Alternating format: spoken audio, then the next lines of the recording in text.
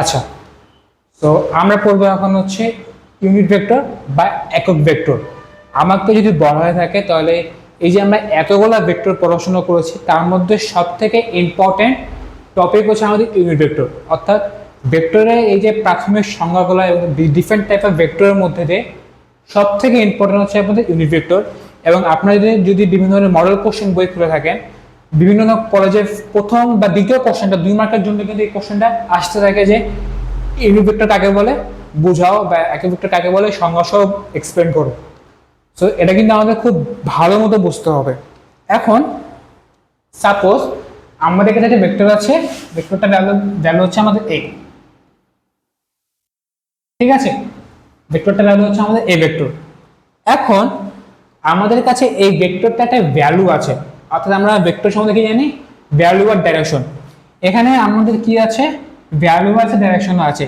কিন্তু যদি শুধুমাত্র আমরা ভ্যালুটা চিন্তা করি সেটাকে আমরা বলতে পারি a, তো এটা কি আমাদের ভ্যালু, অনলি ভ্যালু, ঠিক আছে? এখন যদি আমরা কোনো একটা ভেক্টরকে ওই ভেক্টরের, এটা কিন্তু খুবই ইম্পর্টেন্ট একটা লাইন, যে কোন একটা ভেক্টর আছে যেটা হচ্ছে এই ভেক্টর, এই ভেক্টরকে যদি আমরা ওই ভেক্টরের ভ্যালু দ্বারা ডিভাইড করে দিই, ঠিক আছে? অর্থাৎ কোন একটা ভেক্টর আছে, এখন যেহেতু আমাদের এটা ক্যাপিটাল এটা লিখেছি আমরা, সো এটাকে আমরা আপাতত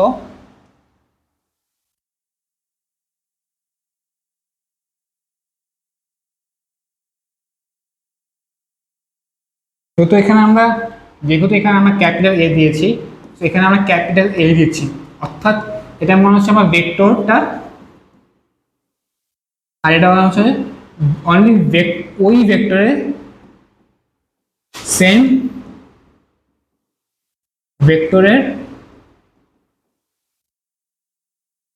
ভ্যালুটা। অর্থাৎ কোন একটা ভেক্টরকে যদি আমরা ওই ভেক্টরের ভ্যালু দ্বারা ডিভাইড করে থাকি, ভাগ করে থাকি, তাহলে আমরা যে ভেক্টরটা পাই এক্ষেত্রে আমরা একটা নতুন ভেক্টর পাবো। সেই ভেক্টরটাকে আমরা বলে থাকি হচ্ছে আমাদের ইউনিট ভেক্টর বা একক ভেক্টর। এখন একক ভেক্টর অলওয়েজ স্মল লেটার লিখতে হয়, এটা হচ্ছে আমাদের সব থেকে প্রাথমিক যে আমাদেরকে, ঠিক আছে, অলওয়েজ স্মল লেটার লিখতে হবে। এবং কোন একটা ভেক্টর যে ইউনিট ভেক্টর, এখন সাপোজ আপনি যদি এরকম একটা সাইন দেন, এটা যে আমার একটা ভেক্টরের সাইন, ঠিক আছে? আপনি যদি এবার একটা সাইন দেন, ওই ভেক্টরের ভ্যালুটা আমাকে ইন্ডিকেট করছে। এখন ইউনিট ভেক্টরকে ইন্ডিকেট করার জন্য আমরা একটা ক্যাপ দিয়ে থাকি, ঠিক আছে? অর্থাৎ কোনো একটা ভেক্টরের যদি একটা ক্যাপ করা থাকে তাহলে আপনি বুঝতে পারবেন যে এই একটা ভেক্টর আছে, এই যে এই ভেক্টরটা, এই ভেক্টর আছে, আর ওই ভেক্টরটাকে ওই ভেক্টরের মান দ্বারা যদি আমরা ডিভাইড করে থাকি তাহলে আমরা এই ভেক্টরটা পেয়ে থাকি, ঠিক আছে? বা আমি যদি জিনিসটাকে আরেকটু মানে উল্টা ভাষা বলে থাকি, আপনি যদি চিন্তা করে থাকেন, আপনি যদি এখানে একটু জাস্ট একটু স্মল ক্যালকুলেশন করে থাকেন, আপনি যদি একটু আড়াআড়ি মাল্টিপ্লাই করে থাকেন, তাহলে আপনি দেখবেন যে একটা ভেক্টর আছে, সেই ভেক্টরের একটা ইউনিট ভেক্টর আছে এবং তার একটা ভ্যালু আছে। অর্থাৎ কোনো একটা ভেক্টর ইউনিট ভেক্টরকে যদি আমরা ভ্যালু দ্বারা মাল্টিপ্লাই করে থাকি তাহলে আমরা সেই ভেক্টরটা পেয়ে থাকি, ঠিক আছে? সো এই যে এটাকে আমরা বলি ক্যাপ, এই যে এই স্মল এই জিনিসটাকে আমরা বলেছি ক্যাপ। এটা কিন্তু খুবই খুবই ইম্পর্টেন্ট একটা জিনিস, হচ্ছে আমাদের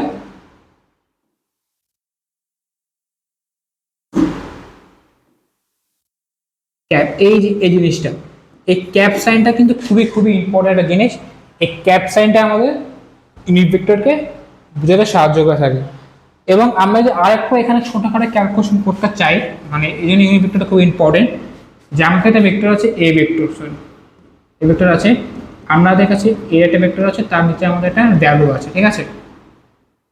এখন আপনি একটু যদি ক্যালকুলেট করতে থাকেন, আমরা ভ্যালুটা কিভাবে পাবো, আমরা ওই ভেক্টরকে যদি আমরা ওই ভেক্টরের ইউনিট ভেক্টর দ্বারা ভাগ করে থাকি। এখন খেয়াল করে থাকেন, ইউনিট ভেক্টর, ইউনিট ভেক্টর, এই যে ভেক্টর যেটা আছে, আমাদের একটা ভেক্টরকে আরেকটা ভেক্টর দ্বারা ভাগ করে তবে কিন্তু আমরা একটা স্কেলার পেয়ে যাচ্ছি, কারণ এটা কিন্তু আমাদের ভ্যালু অনলি, এটা কিন্তু এখানে কিন্তু আমাদের কোনো ভেক্টর সাইন নেই। এই যে এটা, এটা কিন্তু অনলি আমাদের ভ্যালুকে ইন্ডিকেট করছে, অনলি আমাদের ভ্যালুকে ইন্ডিকেট করছে, এখানে কিন্তু কোনো ইয়া নেই, কোনো ডিরেকশন নেই। সো এখন আমরা কি ভেক্টর ইয়া করা শিখেছি, ভাগ করা শিখেছি? ভেক্টরকে মধ্যে ভাগ করা হয় না, ভেক্টরকে মধ্যে গুণ করা হয়, সেটা উল্টাভাবে গুণ করা হয়ে থাকে। অর্থাৎ যদি আমরা কোনো একটা ভেক্টরের অপোজিট ভেক্টর নিয়ে তাকে যদি আমরা মাল্টিপ্লাই করে দেই, তখন কিন্তু আমরা ভেক্টরটা পেয়ে যাই। তো এই জিনিসটা আরেকটু পরে, এই যে কনসেপ্টটা, এই কনসেপ্টটা পরে এই পর্যন্ত আমি রেখে দিচ্ছি। এই কনসেপ্টটা আমরা আরো পরে যাব, এটা আরেকটু বাড়বে এবং অনেক ম্যাথের ক্ষেত্রে আপনাকে এই একই ভেক্টরটা ইউজ করতে হতে পারে। যেহেতু আমরা আপাতত ডিফারেন্ট টাইপ অফ ভেক্টর নিয়ে পড়াশোনা করছি, সো আমরা আপাতত এই পর্যন্ত রেখে দিচ্ছি যে কোনো একটা ভেক্টর থাকবে, ওই ভেক্টরকে যদি আমরা ওই সেম ভেক্টরের ভ্যালু দ্বারা ডিভাইড করে থাকি, তাহলে কিন্তু আমরা একটা আরেকটা ভেক্টর পাচ্ছি, যেটা আমাদের ইউনিট ভেক্টর। ওই ভেক্টরটা ইউনিট ভেক্টর। কিন্তু এখন সাপোজ আমাদের কাছে মাল্টিপল ভেক্টর আছে, সাপোজ আমাদের কাছে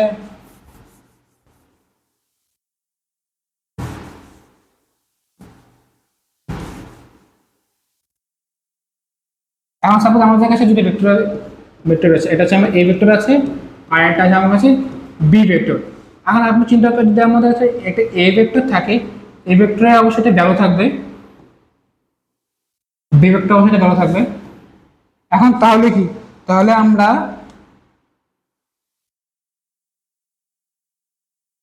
এখানে একটা এ ভেক্টর পাচ্ছি, এটা কিন্তু এই ভেক্টরের ভ্যালু দ্বারা ডিভাইড করে পাচ্ছি, এবং এই যে এখানে বি ভেক্টর পাচ্ছি, বি ভেক্টরকে ভ্যালু দ্বারা ডিভাইড করে পাচ্ছি। সো এটা হচ্ছে আমাদের একক ভেক্টর, এবং এই ভেক্টরটা কিন্তু এই এ ভেক্টরের একক ইউনিট ভেক্টর, বি ভেক্টরটা কিন্তু এই বি ভেক্টরের ইউনিট ভেক্টর। এটা কিন্তু বুঝতে হবে যে খুবই ইম্পর্টেন্ট একটা জিনিস। সেটা হচ্ছে আমি যদি একটু লিখে দিই আপনাদের, তাহলে আপনারা আরেকটু বেটার বুঝতে পারবেন, আই হোপ সো।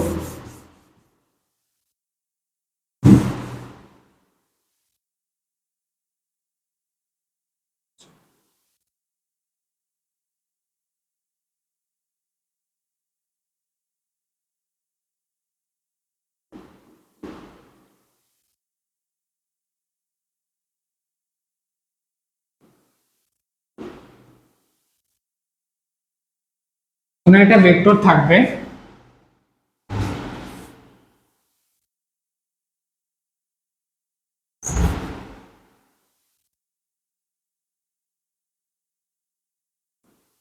ঠিক আছে? আমরা করবো কি, ওই সেম ভেক্টরটাকে ভেক্টর থাকবে সাপোজ এ, এ ভেক্টরের ভ্যালু অনলি, এখানে কিন্তু কোনো ডাইরেকশন নেই, এটা আমার এ। এখন এ ভেক্টরকে যদি ওর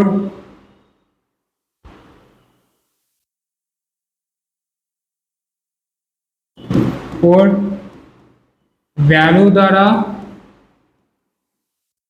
ভাগ করা হয়ে থাকে,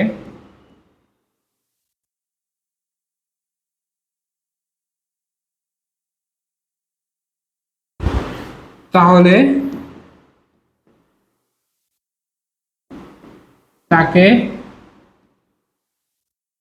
আমরা ইউনিট ভেক্টর বলে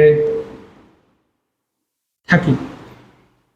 এই জিনিসটা কিন্তু খুবই খুবই ইম্পর্টেন্ট জিনিস, এটাকে আমি স্টার মার্ক দিচ্ছি। এটা কিন্তু আপনি দেখবেন যে অনেকবার বোর্ডে এসেছে, অনেকবার আপনার অ্যাডমিশন টেস্টে এসেছে, এবং এই জিনিসটাকে আপনার ম্যাথ করতে অনেক হেল্প করবে।